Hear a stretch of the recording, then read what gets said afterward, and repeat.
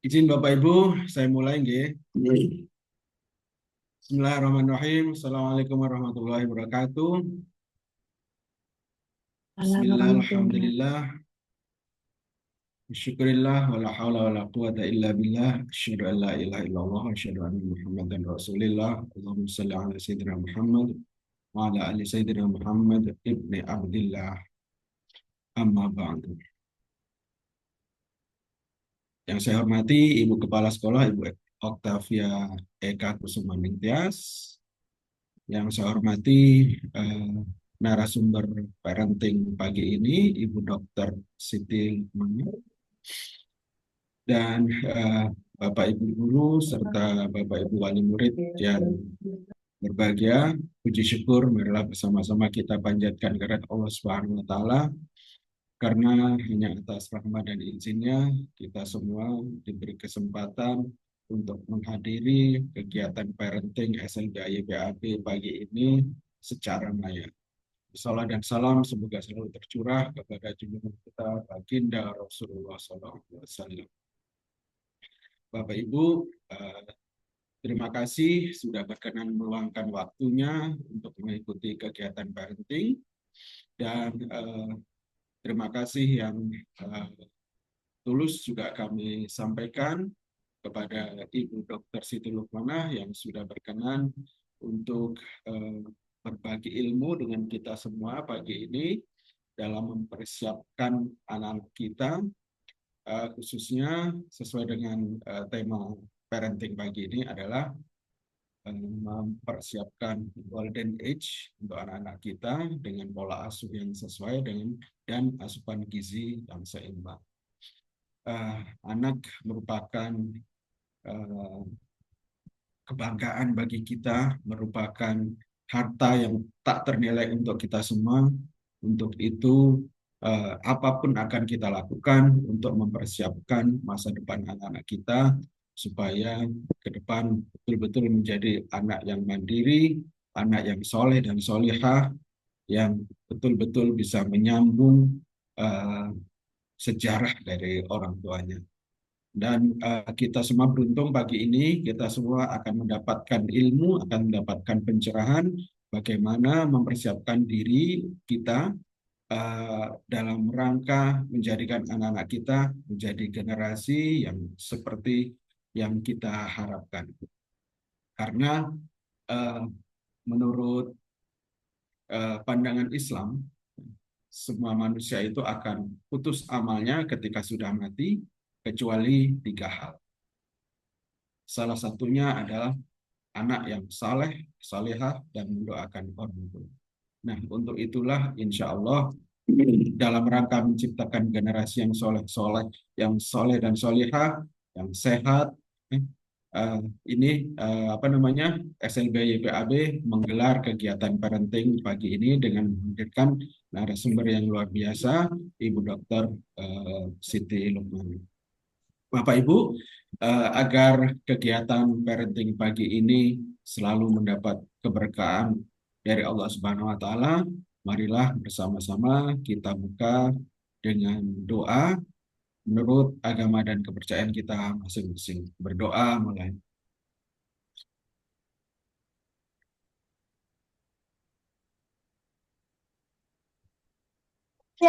Terima kasih. Sebelum kita mendengarkan paparan dari Dr. Siti Lukmana, terlebih dahulu kami mempersilakan mengundang Ibu Kepala Sekolah eh, untuk memberikan sambutan dan membuka kegiatan parenting pagi ini. Kepada beliau kami persilakan. Terima kasih Pak Zainul. Assalamualaikum warahmatullahi wabarakatuh. Waalaikumsalam. Salam sejahtera bagi kita semua. Yang saya hormati narasumber Ibu Siti, ini, Mbak, Ibu Siti, dan Bapak Ibu Guru serta orang tua atau wali murid SLPA YPAP yang hadir dalam kegiatan parenting hari ini. Puji syukur kita panjatkan kehadirat Tuhan Yang Maha Esa karena kita dapat berkumpul secara daring untuk mengikuti parenting dengan tema mempersiapkan masa Golden Age anak dengan pola asuh dan pemenuhan asupansi dengan gizi seimbang. Bapak Ibu, untuk pendampingan anak-anak yang lebih intens, untuk komunikasi maupun pemenuhan kebutuhan sehari-hari, itu di masa Golden Age adalah masa yang terbaik bagi kita untuk memberikan dukungan yang tepat agar perkembangan motorik, bahasa, kognitif, dan emosi dapat berkembang optimal.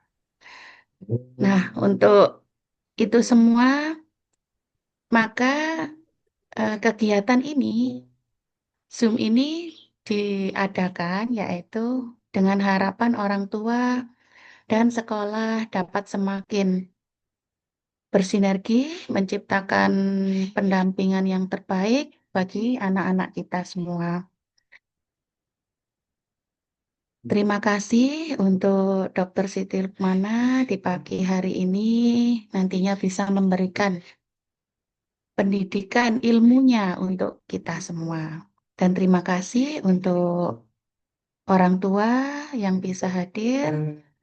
Semoga acara hari ini, kegiatan hari ini memberikan manfaat bagi kita semua. Saya rasa itu dari saya. Wassalamualaikum warahmatullahi wabarakatuh.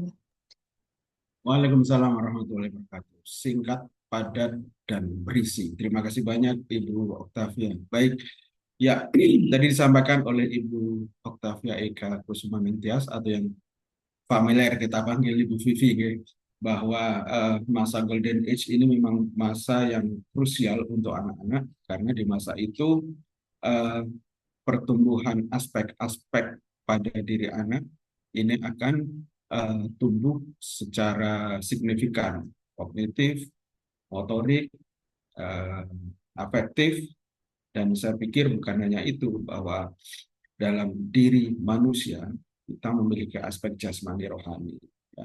Termasuk pendidikan rohani pun saya rasa akan sangat apa namanya penting untuk ditanamkan di masa Golden Age ini. Nah, eh, bagaimana kita bisa memanfaatkan, mempersiapkan masa Golden Age ini sebaik-baiknya bagi anak-anak kita? Marilah kita bersama kita ikuti eh, paparan dari Ibu Dr. Siti Lukmana yang akan memaparkan segala sesuatu yang perlu disiapkan oleh orang tua dalam rangka mempersiapkan masa Golden Age anak dengan pola asuh dan asupan gizi yang seimbang. Kepada beliau, kami persilakan. Assalamualaikum, dokter. Waalaikumsalam warahmatullahi Alhamdulillah, wabarakatuh. terima kasih. Selamat Selamat pagi. datang. Sehat nggih, dokter nggih? Alhamdulillah sehat, Alhamdulillah, sudah baik. mendingan, Pak. Nggih, dokter, pagi ini kita akan berbicara tentang mempersiapkan masa Golden Age anak, nggih. Oke, betul. Nggih, ya. Kami mohon diberi pencerahan bagaimana sebaiknya kita mempersiapkan anak kita agar betul-betul mereka menjadi individu yang kalau Al-Ghazali menyebutnya insya Allah insan kamil, ya, Oke. insan yang sempurna, secara akhlak sempurna, ya, secara akidah sempurna, dan secara fisik juga sempurna. Amin. Monggo dok, kami persilakan untuk memberikan paparannya, dan setelah nanti paparan izin untuk diskusi, ya dok. Oke, siap-siap, monggo. Terima kasih, monggo dok. Oke, oke. Oke. Bisa dibantu nggih untuk slide-nya nggih, Pak ya? Pak Zaki, monggo. Oke, sambil menunggu ya ibu-ibu, bapak-bapak semuanya yang mengikuti Zoom untuk pagi hari ini ya, sambil menunggu slide-nya. eh saya perkenalkan dulu ya, nama saya Dr. Siti Lukmana, MHKes. Nggih. Panggilannya biasanya setiap harinya bisa dipanggil Dr. Siti atau Dr. Lulu gitu, nggih, panggilannya. Oke, ini kurikulum vitae saya ya, bisa dibaca, monggo kalau berminat untuk membaca nggih Bapak Ibu. Gitu. Sekarang Saya aktif bekerja di rumah sakit dan klinik gitu, nggih. Kemudian di daerah Gresik. Kemudian aslinya saya di Gresik, Bapak Ibu. Kemudian sambil saya juga ada bekerja di dosen Fakultas Kedokteran Untak Universitas 17 Agustus Surabaya gitu, nggih. Jadi aktivitas sehari-hari saya seperti itu, nggih.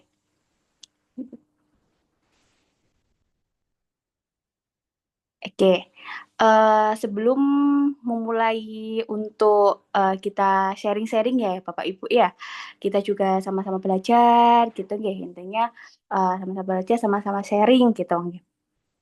Jadi ini saya pengen ya membahas untuk golden age gitu ya.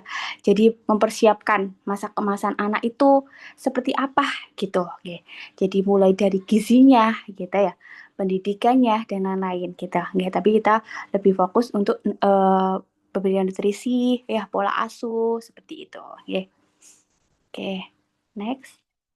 Jadi eh Bapak Ibu sudah pada paham gak ya golden egg itu apa gitu? Apa umur berapa gitu ya? Sampai tahun berapa kita harus menyiapkan perkembangan dan pertumbuhan anak gitu. Next. Nah, next.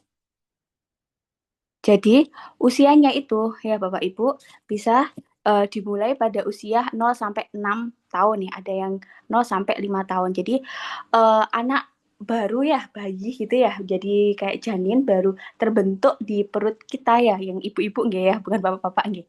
Jadi itu sudah bisa kita berikan asupan gizi gitu ya, yang terbaik gitu. Sampai usia 6 atau 5 tahun. Seperti itu Bapak. Jadi jangan sampai terlewatkan masa-masa itu gitu, ya. Jadi masa-masa itu penting banget untuk asupan buat untuk kecerdasan otak gitu ya. Kecerdasan apa namanya? Selain otak juga kecerdasan bagi apa namanya? Pertumbuhan juga, perkembangan seperti itu. Next. Nah, ini. Kenapa masa keemasan itu penting, Bapak Ibu ya? Ya karena itu tadi ya, bisa membangun kecerdasan anak ya dan kepribadian seorang anak itu seperti apa. Kalau kita dari awal kita tidak memberikan nutrisi yang baik gitu ya, pasti ada dampaknya Bapak Ibu. Kayak gitu ya, bagi kesehatan juga gitu ya. Next. Nah, perkembangan kognitif anak gitu ya. Usia apa kalau dari penelitian gitu ya yang saya ambil ini eh, pada usia 0 sampai 4 tahun ya itu sangat 50% itu mempengaruhi banget Bapak Ibu ya. Kalau sudah 4 atau 5 sampai 8 tahun ya itu hanya 30% dan 8 sampai 17 tahun itu hanya 20%. Jadi jangan sampai kita terlewatkan ini masa-masa ini gitu karena penting gitu. Kadang sampai ada orang tua yang mengorbankan untuk pekerjaannya gitu ya untuk resign dulu untuk mempersiapkan bekal anak-anak kita gitu ya gitu.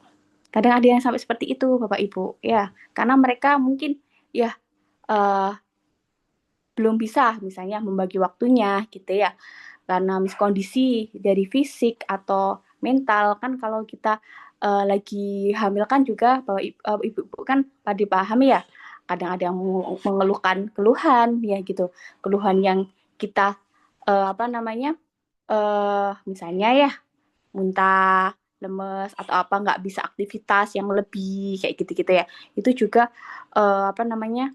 Kita harus mempersiapkan itu semua gitu ya. Next.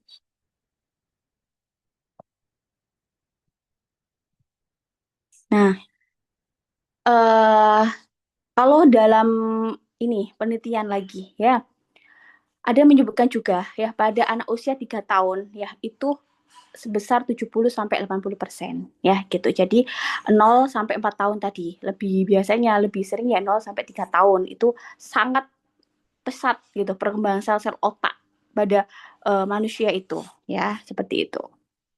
Next.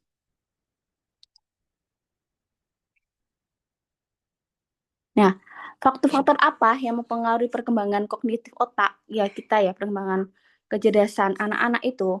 Satu, ya. Next, bisa dari faktor internal dan faktor eksternal. Ya, ini penting Bapak Ibu ya. Faktor internal ya kita tahu sendiri ya dari genetik itu bisa ya. Ras, jenis kelamin, kayak gitu-gitu. Nah, itu faktor internal dari kita sendiri ya. Faktor eksternal itu banyak dari lingkungan, stimulasi sosial ekonomi dan nutrisi ya gitu ya. Nah, kalau nutrisinya bagus tapi dari orang tuanya tidak memberikan stimulasi yang bagus ya. Bentar, kayak suaranya.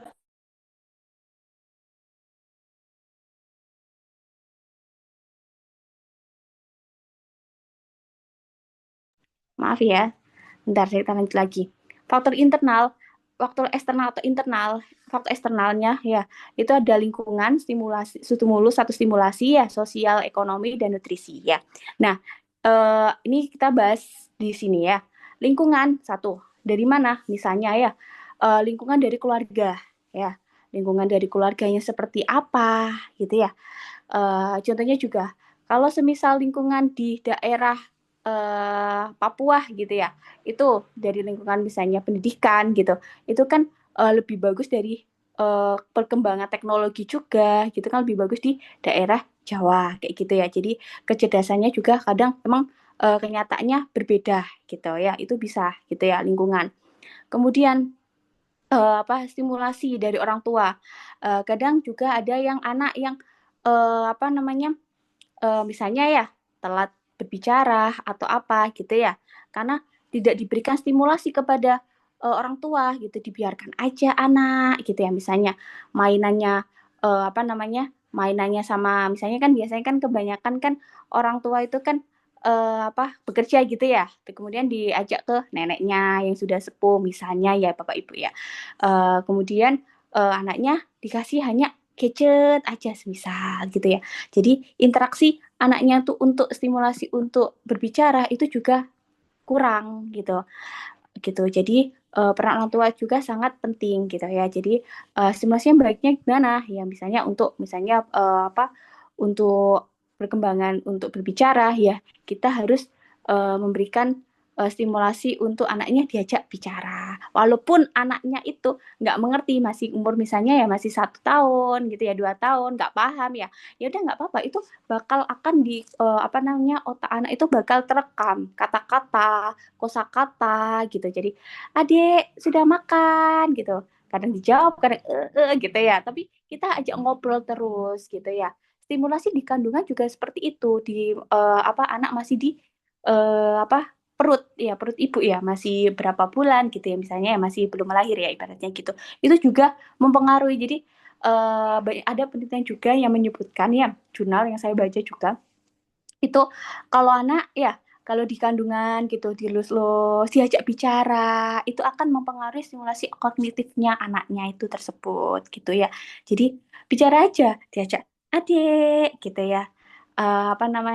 Adik pintar kayak gitu, adik yuk main yuk gitu ya. Jadi dilus-lus gitu perutnya gitu ya. Biasanya kadang juga banyak respon bagus itu peran orang tua, peran ayah gitu. Itu sangat ininya gitu. Saya juga ini sekarang kan lagi hamil Bapak Ibu, jadi saya juga lagi belajar juga ya.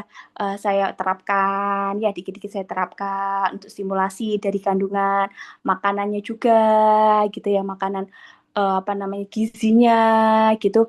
Saya berusaha untuk yang terbaik gitu ya. Jadi saya alhamdulillah sampai saat ini berusaha untuk mengurangi misalnya makanan-makanan yang cepat saji, yang gizinya yang belum tentu gitu ya, makan cepat saji yang kita nggak tahu gizinya terterannya itu seperti apa gitu kan, biasanya kan ada yang cepat saji atau makanan ciki-ciki semisal ya Ibu ya atau apa gitu ya, itu kan gizinya kan ya belum jelas seperti itu, kecuali kalau kayak buah, sayur kayak gitu tuh ya, kayak gitu udah pasti seperti itu. Jadi gizinya juga sudah sudah diberikan saat ketika janin itu ada di perut ibunya, seperti itu ya, sudah distimulasi seperti itu, sudah diberikan tadi kata Pak Zainul rohaninya gitu ya. Jadi kayak misalnya kalau agama Islam ya, ibunya sudah kan ngaji, dikasih murotal kayak gitu-gitu, itu sangat mempengaruhi kecerdasan anak juga. Jadi jangan sampai terlewatkan masa-masa seperti itu gitu ya. Kemudian sosial ekonomi itu ya juga mempengaruhi ya Bapak Ibu ya gitu. Nah, nutrisi tadi yang saya jelaskan. Nah, nanti kemudian next dulu. Nah, gizi dan nutrisi ya. Nah, gizi nutrisi itu bukan dari bayi aja ya Ibu ya. Kalau misalnya dari bayi maksudnya dari kandungan ya, dari janin. Dan bukan dari janin aja. Nanti kalau semisal sudah melewati 6 bulan ya, sudah melalui MPASI ya gitu ya. Jadi itu sangat wow gitu ya, buat ibu-ibu itu sangat apa ya, sangat berusaha keras lah ibaratnya gitu ya, memberikan MPASI, ide-ide kreatif, membuat sayuran diolah, membuat ikan diolah seperti apa gitu ya. Itu. Nah, itu saya cuma berpesan di sini kalau memberikan MPASI itu harus 6 bulan ke atas ya gitu. Jangan di bawah 6 bulan gitu ya. Karena saya juga beberapa dapat kasus ya penyakit juga ya, penyakit waktu itu saya di Puskesmas di daerah Jember sana itu banyak bayi yang meninggal dunia ya masih umur 6 bulan 7 bulan karena uh, semenjak umur sebelum 6 bulan itu sudah diberikan makanan gitu ya, entah itu makanan apa. Biasanya kan kalau orang di desa ya Ibu ya, kalau di kota insya Allah semuanya sudah paham ya, apalagi di Surabaya gitu ya. Kalau di daerah desa itu Bu, Bapak Ibu itu neneknya biasanya anaknya nangis, anaknya rewel kayak gitu, nangis kirain lapar gitu. Enggak Ibu Bu. Nah, anak nangis itu bukan karena lapar aja ya, bukan ke arah sana aja. Karena mungkin tidak nyaman dengan lingkungannya, panas, gerah atau seperti apa gitu ya.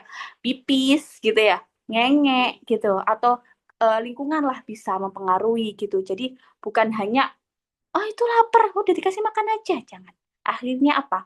Akhirnya perutnya membesar gitu. Karena emang organnya itu organ kalau masih anak-anak usia bayi, bayi yang usia di bawah 6 bulan itu organnya itu masih belum kayak orang dewasa Bapak Ibu, kayak belum orang kayak anak-anak yang usia 6 bulan ke atas gitu ya, ibaratnya seperti itu. Jadi belum bisa untuk menggiling yang lebih keras atau apa kayak gitu itu enggak. Udah cukup berikan sufor ya kalau bisa mohon maaf, ASI. Kalau bisa diberikan ASI. Kalau ASInya emang ibu-ibu sudah berjuang ya tidak bisa gitu ya, ya enggak apa-apa ya.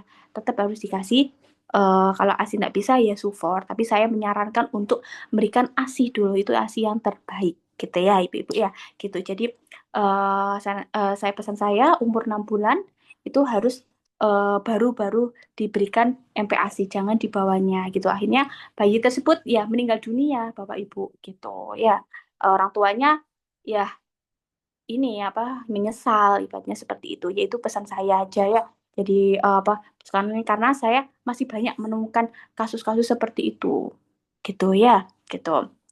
Kemudian ASI juga ya, ASI itu jangan putus asa Ibu ya, beneran. Hari pertama itu emang belum hormon itu belum sempurna untuk memberikan mengeluarkan ASI gitu. Biasanya kan pasti pengalaman Ibu kan dikit ya, dikit banget nggak apa-apa, itu kasih aja ya, kasih aja di sininya walaupun dikit ya, di bibir mulutnya ya, di bibirnya bayinya kayak gitu. Apalagi yang ASI yang pertama kali keluar warnanya kuning ya Ibu ya.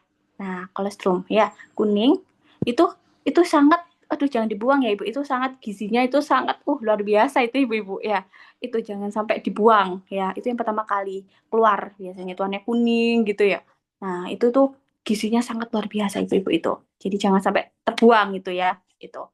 Nanti kalau saya 2 hari, 3 hari, 4 hari ke atas tuh pasti nanti bakal banyak ya asinya yang keluar. Jadi jangan putus asa, sehari kok nggak keluar, nggak usah, aku nggak mau ini, nggak mau dipompa atau misalnya dibantu pompa atau nggak mau disusuin, nggak keluar gitu.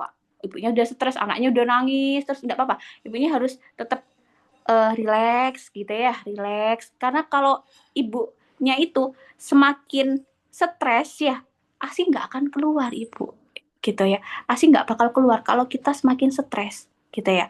Karena stres misalnya anaknya nangis terus, sudah begadang, sudah ini. Nah makanya peran ayah itu sangat membantu, gitu ya. Peran ayah sangat membantu, gitu ya. Jadi gitu ASI untuk ini apa namanya ngomongin tentang ASI ya, gitu. Karena ASI penting untuk kecerdasan anak ini untuk golden egg juga gitu ya. Kalau ternyata kok kita sudah berjuang ASI tidak bisa gitu ya, gitu. Enggak apa-apa, kasih support ya. Itu yang terakhir ya gitu. Kemudian diusahakan sampai 2 tahun mengasihi ya Bu ya. Usahakan sampai 2 tahun gitu. Kemudian eh, setelah itu MPASI ya tadi ya, udah MPASI yang kita bahas tadi ya, gimana caranya untuk mengatur gimana mengolah makanannya itu biar anaknya lahap gitu ya. Kemudian anak itu harus dibiasakan Ibu. Ya, biasanya kan dari ini kan rewel ya. Kadang oh, anak saya kadang mau makan, kadang enggak gitu ya. Ini kayaknya enggak mau dan sebagainya gitu ya. Pokoknya intinya ada prinsip 4. Tepat waktu. Nah, berikan ASI itu ya MPASI gitu ya. Ya, ketika ASI saja tidak cukup untuk memenuhi kebutuhan bayi. Jadi yang tadi saya bilang 6 bulan ya itu sudah nggak cukup untuk diberikan ASI aja ya. Jadi harus MPASI ya. Jadi ada makanan pendamping ASI ya gitu. Nah, itu tepat waktu. Tepat waktu itu gimana maksudnya? Ya, tepat waktu misalnya pagi jam 8 ya. Nanti siang jam 1 harus jam 8 dibiasakan disiplin ibaratnya gitu ya. Nanti sore gitu ya itu yang MPASI-nya gitu ya. Nanti diselingi setiap 2 jam gitu makanan ringannya misalnya dibikin makanan makanan misalnya olahan ayam yang dibikin nugget kayak gitu-gitu ya tapi bikin sendiri ya Bu ya kayak gitu jangan yang beli nugget-nugget yang di luar yang kita nggak tahu ibaratnya kita nggak tahu gizinya seperti apa gitu ya gitu kemudian harus aman dan higienis ya diberikan secara responsif dan yang terakhir adalah adekuat gitu ya maksudnya adekuat tuh gimana gitu ya adekuat ini dia harus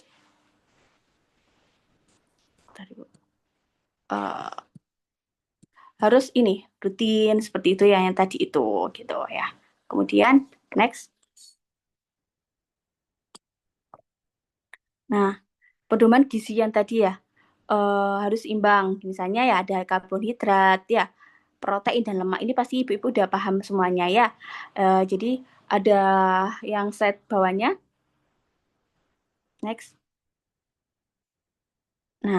nah ini isi piringku ya karbohidrat ya jadi nggak harus beras aja bisa kentang gitu ya jadi porsinya itu ya tadi 60-70% ibaratnya gitu ya kemudian ada protein ya ini gambarnya ya protein udah paham ya isinya apa aja seperti itu ya daging telur susu ikan itu yang hewani gitu nah ada protein nabati juga ya kayak kacang-kacangan tahu tempe seperti itu ya nah kemudian ada buah ya ada sayur-sayuran ya jadi ada porsinya masing-masing gitu nah kalau kecerdasan kalau saya sarankan ya lebih bagus protein hewani ya ibarat gitu lebih banyak kan gitu ya maksudnya apa namanya kan ada protein hewani sama nabati gitu ya ibaratnya gitu ya itu hewani itu kayak misalnya daging gitu ya itu sangat bagus ibaratnya gitu ya next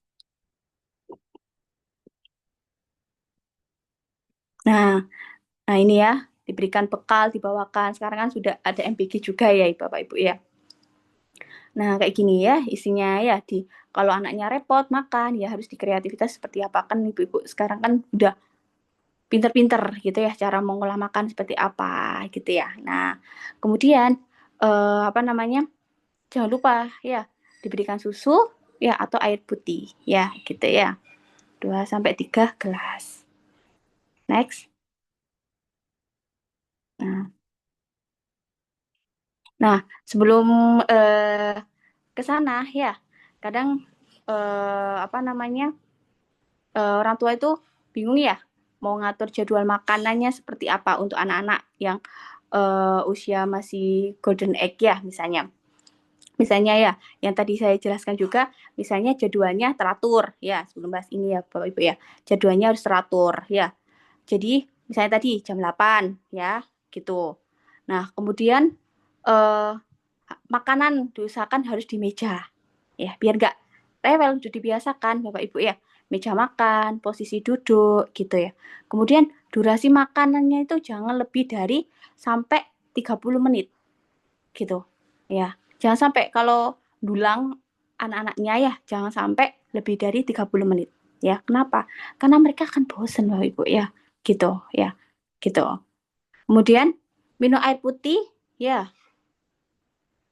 apa secukupnya ya, sesuai itu ya. Kemudian selain jadi jadwal, kita harus memperhatikan lingkungannya gitu. Misalnya suasananya harus happy gitu ya. Jangan ibunya kayak aduh udah capek masak atau apa akhirnya membawa ke anaknya juga Bapak Ibu gitu ya. Jadi suasananya harus happy gitu ya, tanpa paksaan kayak gitu. Kemudian hindari distraksi mainan ya. TV, gadget karena mereka bakal fokus kepada apa yang ada di depannya gitu ya. Misalnya timbanya dikasih gadget dia bakal fokus ke sana nggak fokus ke makanannya gitu ya. Jadi diusahakan misalnya usahakan menyuapinya dengan cerita-cerita gitu. Cerita apa, ceritain apa, pokoknya aktif untuk bicara aja walaupun anaknya nggak ngerti, nggak apa-apa gitu ya. Gitu. Kemudian eh, cara makanannya gimana prosedurnya gitu. Misalnya jangan pas lagi ngantuk. Pasti kalau pas lagi ngantuk anaknya bakal tidak mau diberikan makanan ya gitu nggak mau gitu. Beri jeda 1 jam lebih setelah mimik susunya kayak gitu. Karena kalau baru minum ASI ya atau sufor gitu ya, pasti dikasih makanan MPASI ya dia nggak bakal mau Bapak Ibu gitu ya, nggak bakal mau karena merasa sudah ini apa namanya sudah kenyang gitu ya gitu. Kemudian eh, awalkan porsi kecil dulu ya, dikit-dikit dulu gitu ya, dikit-dikit dulu gitu ya. Kemudian dorongkan ini apa namanya sendoknya itu ke mulutnya gitu. Jadi sendoknya itu deketin biar anaknya itu ada rangsangan untuk gitu, jangan dipaksa gitu ya, kayak gitu. Kemudian apa namanya bila misalnya anaknya tidak mau makan, tawarkan sekali lagi gitu ya. Misalkan kadang kan ada yang kita berikan MPASI anaknya itu aduh nggak mau rewel gitu ya gitu itu tawarkan lagi maksudnya tawarkan lagi kasih lagi sekali gitu ya kok setelah apa tapi jangan dipaksa ya Bu ya nggak jangan dipaksa tapi ternyata kok setelah 10 sampai 15 menit nggak mau makan ya sudah diakhiri aja proses makanannya nggak harus habis ya jangan dipaksa ya gitu kemudian dibiasakan bersihkan mulut setelah apa namanya makan gitu ya itu prosedur-prosedur untuk kadang kan ibu-ibu kan kadang ada kesusahan untuk memberikan asupan makanan MPASI kepada anak gitu ya gimana ininya gitu itu harus dirutinkan seperti itu jadi mereka mindsetnya itu sudah tahu oh jam segini waktunya aku makan kayak gitu ya jangan sampai telat beneran Bapak Ibu bakal kalau kita terus bakal mereka bakal nyariin gitu nyariin oh ya sekarang waktunya aku makan nih gitu ya bakal nyariin ibu kalau ibu-ibu sudah disiplin untuk mengatur pola makan gitu jadi ada jadwalnya ibu saya punya jadwalnya ya kalau nanti mau ya monggo saya sharekan ya jadi jam segini waktunya makan ya jam segini waktunya apa minum asinya jam segini waktunya makanan ringannya gitu nanti jam segini makan makanan siang kayak gitu-gitu jadi ada jadwal yang apa anak itu disiplin lah ibaratnya gitu ya itu pola makan asupan gizinya seperti itu nah asupan gizinya ya tadi dari apa harus tercukupi karbonnya, protein hewani, protein nabatinya, sayur dan buah, gitu ya, gitu. Nanti buahnya bisa diatur buat untuk makanan ringan, ya, gitu ya, dibikin puding buah apa atau seperti apa, gitu ya, gitu. Kemudian biasakan ini Bu, jangan dibiasakan untuk anak itu kalau bisa ya Bu ya, kalau sejak dini itu makanan yang ciki-ciki, ya gitu. Tapi ya emang kita juga kalau di lingkungan apalagi semisal sudah apa nggak bisa kita kontrol, misalnya kalau misalnya anak-anak yang sekolah-sekolah gitu ya Bapak Ibu ya, kalau sudah dewasa gitu ya, misalnya kalau ya sekolah misal kelas berapa ya kalau di ini mulai anak-anak itu mulai apa ya terpancing untuk makanan gitu kan, misalnya 45 ya 3, 4, 5 sama teman-temannya gitu ya. Atau TK-TK itu ya biasanya itu ada temennya makan ini, kita sudah ngatur di rumah makanannya tepat gitu ya, ternyata di luar kecantol sama teman-temannya ikut makanan, beli makanan ciki-ciki. Nah itu makanya harus kita biasakan dulu dari kecil, harus di bonding gitu ya, diberi wawasan gitu, dibiasakan mulutnya itu makanan ibu gitu. Jadi nanti kalau dia makanan di luar gitu pasti aneh. Kok gini ya rasanya, dia bakal nggak mau oh, ibu. Tapi kalau udah dari awal ya, dari kita memberikan MPASI dan di apa waktu dia masih di perut kita, itu udah dibiasakan makanan-makanan apa rasa-rasa yang seperti ciki-ciki itu bakal ini seneng gitu ya. Tapi kalau kita apa nggak dibiasakan ya dia nggak akan mau gitu makanan-makanan seperti itu gitu ya, seperti itu. Kemudian ini nah kenapa apa kalau kita salah memberikan makanan ya, misalnya apa namanya dampaknya, misalnya satu kekurangan gizi ya, kalau kita nggak memberikan gizi yang cukup ya bakal kurang gizi. Dan kalau makanannya terlalu banyak gitu ya, baru makan makan lagi gitu ngawur gitu bisa ibaratnya ya, itu akan memberikan dampak obesitas ya gitu. Nah ini kalau di slide ini itu adalah misalnya kurus ya, penyakitnya bisa maramus gitu ya, pusung lapar kayak gitu-gitu ya, itu penyakit-penyakit medisnya ibaratnya gitu ya. Kekurangan vitamin juga bisa, kekurangan mineral juga bisa gitu ya. Anemi, gondoen itu bisa ya. Gitu dampak-dampaknya dari kesehatan juga banyak Ibu ya Bapak Ibu gitu ya. Gitu. Next. Terus sekarang juga banyak juga yang anak-anak itu apa masih anak-anak itu sudah kena penyakit diabetes, gulanya tinggi, itu sangat banyak itu. eh itu saya juga sampai ya miris ya ibaratnya gitu ya. Masih anak 5 tahun, 7 tahun, 8 tahun, gulanya sampai 700. Sudah pakai insulin yang suntik gitu. Kenapa? Ya, karena dari kecil udah dibiasakan makan gula terlalu banyak, manis-manis seperti itu. Ya, gitu. Makanya itu tadi peran orang tua sangat mempengaruhi ya untuk semuanya, untuk kesehatan, kecerdasan ya, perkembangan dan pertumbuhan anak. Kita ya, ibaratnya seperti itu ya. Kemudian ini ada ya 1000 HPK ya. Hari pertama kelahirannya sampai dari janin ya, dari terbentuk sampai dia ini lahir sampai 2 tahunan ya, ibaratnya gitu. Nah, di sini dampak jangka pendek dan jangka panjang ya akibat gangguan gizi ya pada masa janin dan anak-anak ya. Yang tadi sudah saya jelaskan ya, dari mulai lahir tadi sebelum apa di apa janin ya, kandungan itu harus diberikan nutrisi ya, ibaratnya gitu ya. Sebenarnya bukan dari janin aja, sebenarnya ya dari kita sebelum ya ibaratnya itu sebelum menikah ya. Sebelum menikah itu kita harus udah mempersiapkan kesehatan kita gitu ya, gitu. Karena kalau ibunya pendek, ibaratnya gitu ya, berat badannya juga rendah gitu ya. Lila, tahu lila ibu ya, lingkar ini apa tangannya ini ya, lengan ya, bahu ya, itu apa namanya harus sesuai gitu ya.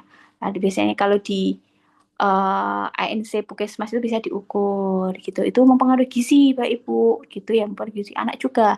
Jadi dari kita waktu mau nikah itu harus dipersiapkan juga, ya. Harus berat badannya harus dinaikkan gitu ya. Harus ideal lah ibaratnya gitu, jangan obesitas intinya gitu ya. Jangan kurus, kekurangan gizi juga ya. Jadi ideal ibarat gitu, ya. Nah, kemudian kalau misal ibunya pendek ya, gizinya kurang gitu. Terus gizi gangguan gizi pada masa janin dan usia dini juga ada gangguan juga ya. Akhirnya akan mempengaruhi jangka pendeknya apa gitu ya. Ya perkembangan otak gitu ya. Panjangnya ya kognitif ya dan pendidikannya itu ya. Kemudian juga pertumbuhannya menjadi apa? Stunting, pendek. Sekarang juga banyak anak-anak yang stunting ya. Apa? Tiap sekarang ada programnya juga ya. Setiap puskesmas itu biasanya akan berkunjung ke desa-desa untuk ini program stunting ya, karena ini program pemerintah. Karena banyak banget anak-anak yang stunting. Nah, taunya stunting dari mana? Kita ngukur itu, Bu. Jadi ibu-ibu yang punya buku pink itu ilmunya sudah ada di situ semua, Bapak Ibu ya. Jadi di situ sudah ada perkembangan mulai dari vaksin ibaratnya, juga perkembangan apa namanya pertumbuhan tingginya badannya itu ada di plot-plotkan. Nah, kalau biasanya di apa tabel-tabel itu loh, garis yang merah, biru apa biru sama pink gitu loh. Garisan itu biasanya di buku pink itu ya buku pink KIA ya. Itu ada kalau anak saya usia segini, berapa jam segini. Oh, ternyata masuk stunting ya. Kurang nih gitu. Itu ada bisa kita lihat di situ di buku pinknya ibu-ibu itu. Jadi jangan dibuang buku pinknya. Sampai 5 tahun juga masih bisa itu Bu dipakai itu semuanya di situ ya gitu. Nah, kemudian bisa mengalami gangguan jangka pendeknya misalnya metaboliknya ya. Tadi gula apa eh contohnya misalnya penyakit yang tadi yang jelaskan diabetes gitu, obesitas, kayak gitu-gitu Ibu. Penyakit-penyakit kalau sudah jangka panjang sampai dewasa seperti itu. Jadi sangat apa ya berhubungan lah ibaratnya gitu ya ke penyakitnya, ke pertumbuhan, kecerdasan kayak gitu-gitu. Nah, yang bisa ngatur ini semua siapa ya? Bukan anaknya aja, tapi orang tuanya gitu ya, yang mengajarkan dari kecil, dari bayi ibaratnya gitu ya, disiplin ibaratnya gitu ya, gitu. Next. Nah, nih, gizi kurang ya, ya, dan akan biasanya kan gizi kurang pasti ada infeksi-infeksi gitu ya penyakitnya gitu ya. Nah, otak tumbuh kembang tidak optimal, bersifat permanen dan tak terpulihkan. Akhirnya apa? Mutu SDM-nya rendah. Akhirnya jadi apa? Jadi beban ya, gitu. Tapi kalau otak tumbuhnya kembangnya optimal gitu ya, ya mutu SDM-nya tinggi, akhirnya bisa bah jadi aset gitu. Jadi anak itu juga bisa buat aset-aset kita gitu ya. Kalau kita mendidiknya salah, bukan mendidik dari pendidikan ya, maksudnya mendidik dari gizi juga gitu ya, itu akan jadi beban. Tapi kalau kita apa nutrisi gizi yang kita berikan, asupan semuanya baik, akan menjadi aset kita, Bapak Ibu. Ya, gitu. Next.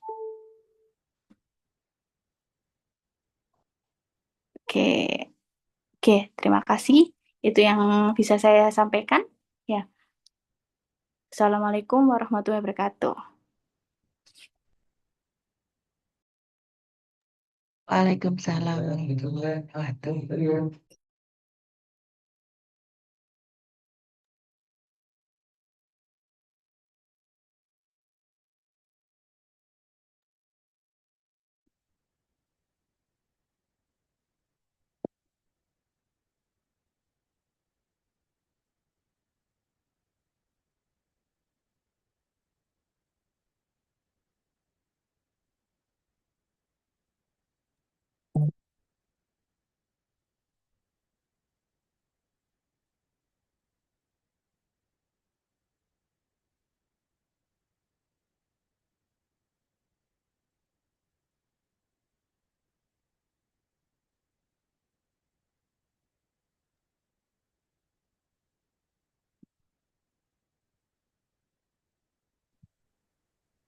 Assalamualaikum, apakah suara saya bisa didengar?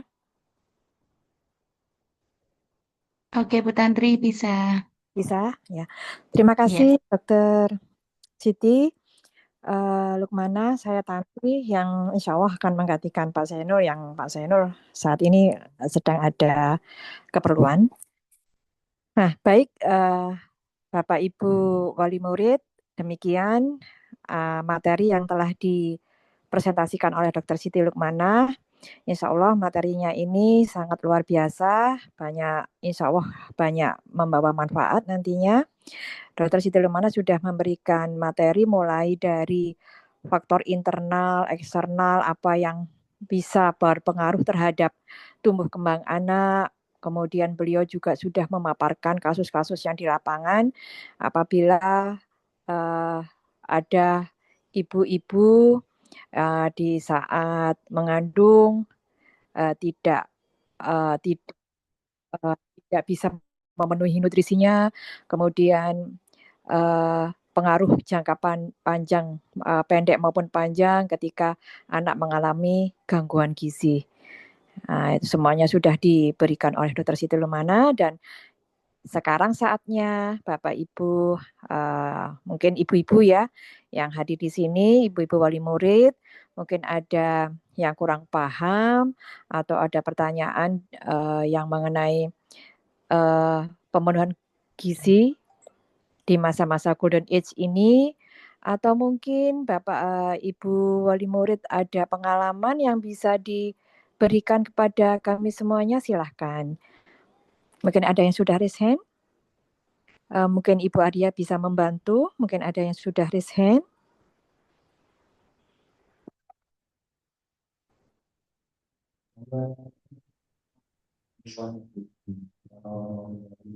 Tidak ada, mungkin?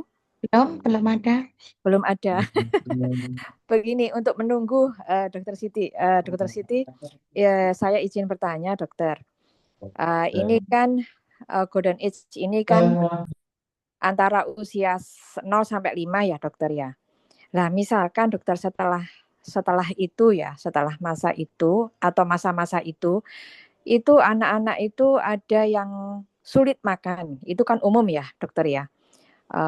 Ada anak yang sulit makan. Kemudian orang tuanya untuk memenuhi gizinya itu digantikan dengan susu, Dokter. Jadi banyak memberikan susu, Dokter. Jadi kalau anaknya susah makan ya sudahlah, diberi ajalah susu. Jadi susunya itu banyak, Dokter. Itu bagaimana dengan tumbuh kembang anak itu, Dokter? Mungkin untuk sambil menunggu mungkin ibu-ibu wali murid untuk bertanya, Dokter. Bagaimana, Dokter? Kalau ada kasus seperti itu. Oke, terima kasih banyak Bu atas pertanyaannya. Kita sharing-sharing ya. Saya berusaha untuk menjawab ya. Jadi kalau sebenarnya sudah cukup 2 tahun itu ASI atau sulfur itu sudah cukup buat anak ya. Sudah memenuhi, sudah ini suaranya. Iya, ini saya nggak bisa ini. Mungkin atau Ibu Adia atau Bu Bibi, Pak Zaki yang bisa membantu kok ada distortion ini suara ini.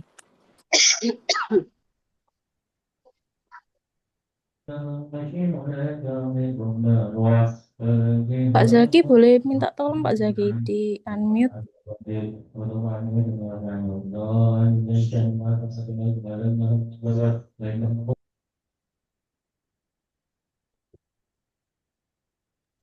Sudah? Soalnya sudah, Dokter. Oke, terima kasih. Saya jawab ya Ibu ya. Jadi sebenarnya kalau ASI udah cukup untuk 2 tahun itu sudah cukup Bu ya, sudah ini gitu. Karena sudah dewasa juga gitu ya untuk pengganti ASINya, tidak apa-apa sebenarnya. Karena anak juga masih butuh untuk misalnya kalsium gitu ya, vitamin gitu ya, protein itu juga ada bagus juga di susu juga gitu. Tapi susunya kita harus melihat ya, misalnya sufor gitu ya, kita harus tahu kandungannya ya. Ada usianya biasanya gitu ya. Jangan yang 5 tahun kita ngasih usia sufor yang 1-2 tahun gitu kan, jangan gitu. Kemudian kita lihat juga kalau misalnya sudah dewasa Bu ya, misalnya usia 7-8 tahun gitu ya. Kita lihat di apa namanya gizinya itu lah di apa kardus apa namanya itu kardusnya untuk susu itu tuh kita lihat kandungannya misalnya usahakan yang lemaknya ya lemak jahatnya ibaratnya gitu ya itu 0% gitu ya kita harus ngelihat di situ ya gulanya berapa gitu kan gitu ya gulanya berapa gitu itu harus kita lihat jangan yang terlalu over gitu ya gitu aja sih kalau dari saya jadi nggak apa-apa ya juga karena emang anak itu juga masih butuh gitu ya tapi butuhnya itu nggak yang harus banyak gitu ya karena emang harus tetap kita berikan makanan gitu ya gitu jadi makanan apa pokok ya ibaratnya gitu selain susu gitu ya susu itu untuk selingan aja gitu ya jadi jangan terlalu sehari susu terus ya enggak ibu kan sudah dewasa harus tetap butuh makanan pokoknya seperti itu ya misalnya per hari 1 gelas kalau sudah dewasa gitu ya sudah menjelang misalnya usia 5 sampai 12 tahun gitu enggak terlalu banyak-banyak ibaratnya seperti itu ibu. Iya, iya, dokter. Soalnya kadang-kadang kan orang tua itu ya, kadang kan jengkel gitu ya. Ada anaknya itu dikasih makan kok rewel. Udah diganti aja susu lah. Anaknya tuh suka sama susu gitu. Jadi ya sudahlah, akhirnya banyak-banyak minum susu gitu. Nah, itu dokter. Jadi kasusnya itu seperti itu ya. Baik, dokter, terima kasih atas jawabannya, arahannya. Mudah-mudahan bisa memberikan manfaat.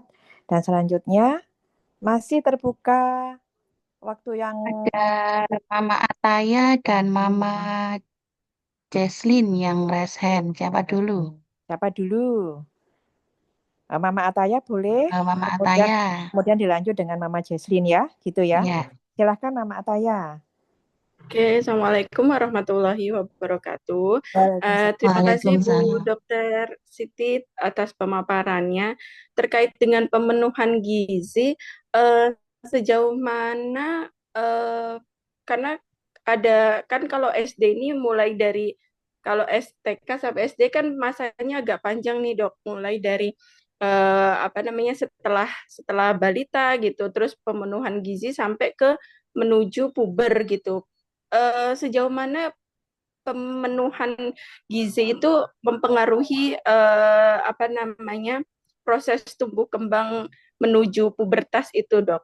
Itu aja pertanyaan saya. Maksudnya apakah nanti akan membantu mempercepat atau misalnya kalau gizinya ternyata nggak terpenuhi dengan baik dia jadi lambat perkembangan pubertasnya gitu atau gimana, Dok? Terima kasih Bu Dokter, itu aja. Eh, langsung ke Mama Oke. Jesslyn aja supaya nanti bisa langsung dijawab sama dokter.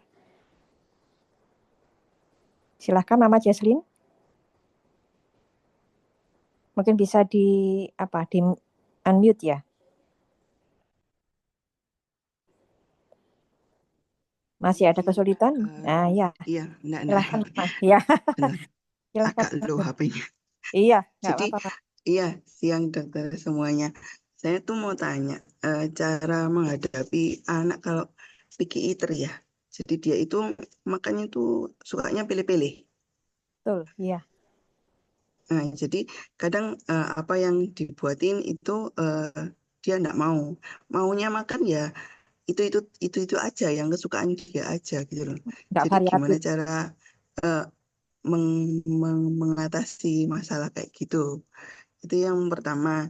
Kemudian yang kedua itu kalau udah di usia 5 tahun ke atas, cara pemilihan susu pertumbuhan itu perlu atau enggak, misalnya untuk yang tulang atau untuk pertumbuhan tinggi badan seperti itu, masih diperlukan apa enggak dan bagaimana cara pemilihannya gitu, dokter, untuk solusinya. Terima kasih sebelumnya. Ya, terima kasih Mama Ataya dan Mami Jesslyn. Ada mungkin 3 pertanyaan yang terangkum dari Mama Ataya, yaitu sejauh mana pemenuhan gizi dengan masa-masa sampai menjelang pubertas itu. Kemudian dari Mami Jesslyn, itu bagaimana menghadapi anak yang memiliki sikap picky eater dengan pemenuhan susu itu apakah ada pilihan-pilihan susu untuk anak usia 5 tahun ke atas. Mungkin langsung bisa direspon oleh Dr. Siti, silakan. Baik, terima kasih banyak atas pertanyaannya Ibu-Ibu. Tadi yang pertama sejauh mana pemilihan gizi ya Ibu-Ibu ya, apa pada anak-anak pubertas gitu nggih? Sampai menjelang pubertas, bagaimana? Iya, pengaruh terhadap kognitif juga. Gitu.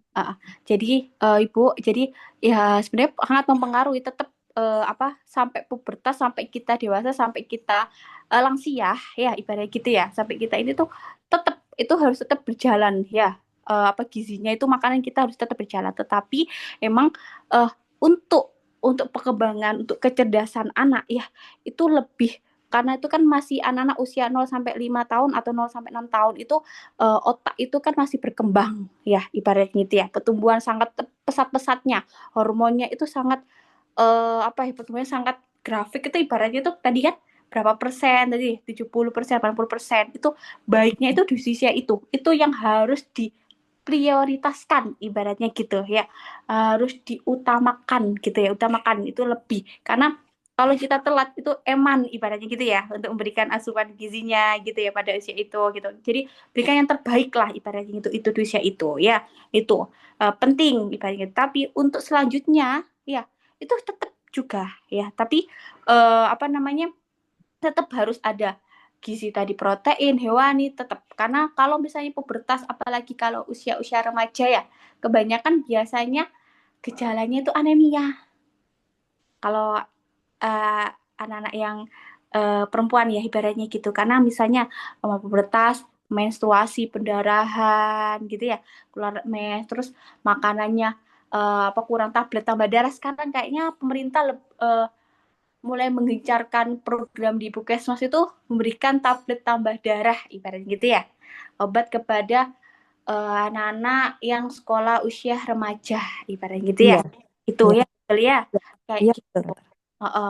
Jadi itu juga mempengaruhi, selain obat itu ya kita asupan gizinya tadi makanannya, misalnya bayam ya bisa mempengaruhi darahnya, kacang hijau kalau makan makanan yang ini ya, selain obat ya ibaratnya gitu. Jadi tetap tetap penting, tapi mungkin lebih yang diprioritaskan, diutamakan pada usia itu, karena perkembangannya tadi organ-organ kita, organ-organ tubuh kita itu mulai terbentuk, maksudnya mulai berkembang gitu ya ibaratnya gitu, itu sudah usia segitu tuh bagus gitu ya. Tapi kalau udah lansia ya sudah tidak ada perkembangan apa-apa Ibu ya, kayak misalnya pertumbuhan dari usia misalnya kalau sudah SMA sudah nggak bisa tumbuh lagi ya gitu kan, kadang-kadang ya sudah mandek lah ibaratnya gitu ya, ibaratnya itu pertumbuhannya udah tingginya segitu gitu, nggak bisa tinggi lagi gitu ibaratnya gitu ya, sudah itu. Jadi makanya kalau anaknya pengen tinggi juga semisalnya lah, waktu golden egg itu ya, waktu di kandungan selama itu ya 1000 HPK itu juga itu harus diutamakan biar anaknya tuh tinggi, pertumbuhannya bagus, perkembangannya bagus kayak gitu. Nah itu ya, jadi sama-sama penting tapi mungkin lebih diprioritaskan karena tadi hormon pertumbuhan kita lagi pesat-pesatnya ibaratnya seperti itu ya. Gitu, itu yang bisa saya jawab ya. Kemudian ada tanggapan lagi untuk Ibu? Mama Ataya mungkin ada yang belum lanjut. Ya cukup jelas Bu, Bu Dokter. Berarti memang ininya aja, maksudnya tetap sama-sama penting, cuman beda prioritas aja gitu. Misalnya mungkin yang ini lebih ke zat-zat yang ini, terus kalau misalnya umur segini sampai segini lebih ke kandungan nutrisi yang ini yang prioritas gitu. Saya baru ngeh juga, oh iya anemia untuk persiapan pubertasnya anak-anaknya rawan, maksudnya untuk yang wanita karena menstruasi rawan anemia juga. Ya terima kasih dokter jawabannya. Terima kasih Mami Ataya. Jadi saya tambahin bentar ya Bu ya. Jadi Mas anemia juga ya. Jadi keluhannya itu kadang lemes. Kalau di sekolah lemes, ngantuk, lelah. Kayak gitu. Itu udah tanda-tanda anemia juga ya. Lemah, letih, lesu gitu ya. Kadang juga dilihat juga matanya, sininya. Kalau matanya di sininya itu yang di bawah ini kelihatannya putih, ya putih nggak ada merah-merahnya gitu ya. Itu bisa anemia gitu ya, kekurangan HB gitu, kekurangan darah gitu. Banyak anak-anak saya juga di waktu kerja di rumah sakit tuh usia ada kecil juga ada Bu, anak-anak yang 2 tahun 3 tahun keluhannya panas terus gitu sampai berapa hari gitu ya, ternyata di lab kan beberapa minggu ya sampai 1 bulan bisa ya, ternyata dicek kan lab kan tapi nggak ada keluhan yang lainnya Ibu ya, cuma panas aja misalnya ya. Terus di lab kan ternyata namanya HB, hemoglobin. Itu di lab biasanya dari lengkap itu. Kurang. Ya, kurang dari 10 atau 11. Ya, kurang. Dia 4, 5 gitu hasil labnya ya. Terdapatkan 5, 4 gitu angkanya.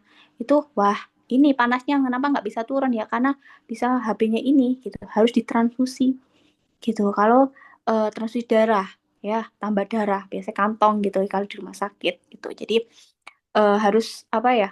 Terapinya seperti kalau tablet tambah darah aja nggak bisa signifikan karena sudah ini Bu, sudah apa namanya? Turun gitu ya. Gitu. Karena sudah apa nggak bisa harus ditambahi langsung darah. Tapi kalau masih turunnya masih dikit gitu ya, bisa dikasih asupan tablet tambah darah atau makanannya gitu. Makanya ibu hamil tuh kan kenapa kita dikasih obat asam folat ya kan? Fe itu kandungannya ya. Selain vitamin D gitu ya, sama asam folat itu gitu ya. Untuk ibunya sama anaknya itu juga gitu. Gunanya itu ya. Makanya setiap hari harus minum obatnya gitu ya, gitu ya.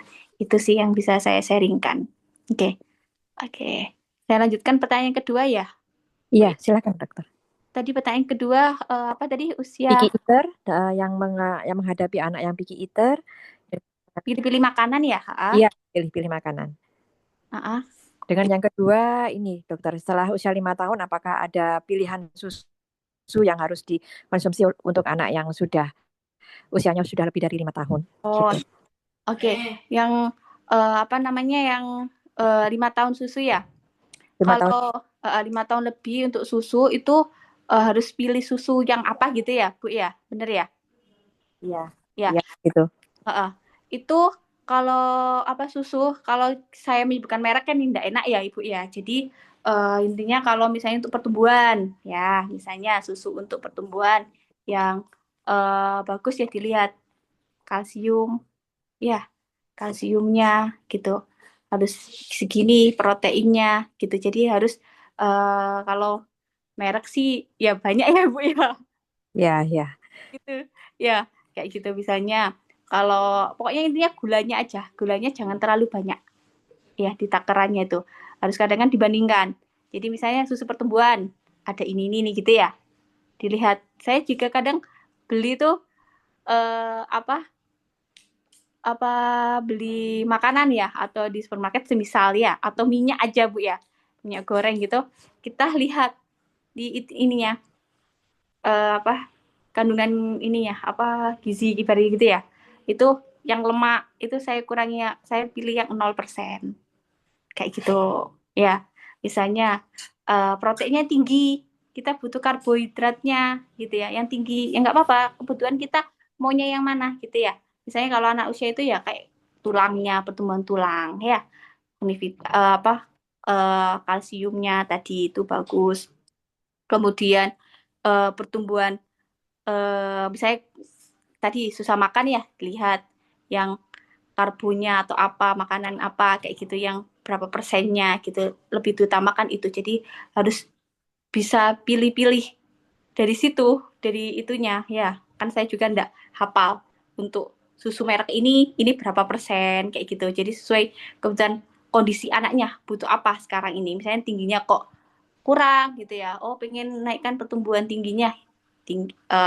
Beli susu yang pertumbuhan, dilihat ya, bandingkan berapa merek itu, misal yang mana yang lebih tinggi, yang mana gulanya yang rendah, kayak gitu, yang nggak terlalu tinggi ibaratnya gitu. Itu ya Bu ya.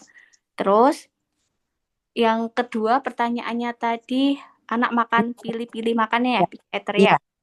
ITER Nah, itu. itu kita lihat dulu. Kenali penyebabnya apa dulu. Ya, dia kenapa kok pilih makan makanan itu penyebabnya apa? Ya, kenali dulu. Misalnya, karena tidak terbiasa dengan tekstur rasanya. Ya, kemudian terlalu sering dia makanan itu terus gitu ya. Gitu. Terus pengaruh misalnya kadang kan anak-anak kan nggak mau makan juga kan gadget, misalnya kalau makan sambil gadgetan, jadi males lah gitu ya, nggak mau makan gitu ya. Akhirnya makanan yang instan, yang biasanya aja telur atau apa gitu harus kenali dulu gitu ya.